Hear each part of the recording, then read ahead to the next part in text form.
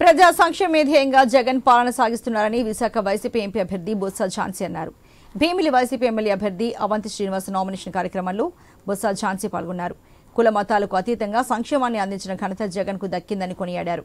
తనకు విశాఖ ఎంపీగా పోటీ చేసే అవకాశం కల్పించిన జగన్ కు ధన్యవాదాలు తెలిపారు. ఉత్తరాంధ్ర అభివృద్ధి చెందాలంటే విశాఖ పరిపాలన రాజధాని కావాలన్నారు. జగన్ హామీతో విశాఖ రాజధాని అవుతుందని ధీమాను వ్యక్తం చేశారు. వైసీపీ అభ్యర్థులందరినీ అత్యధిక మెజార్టీతో గెలిపించాలని కోరారు.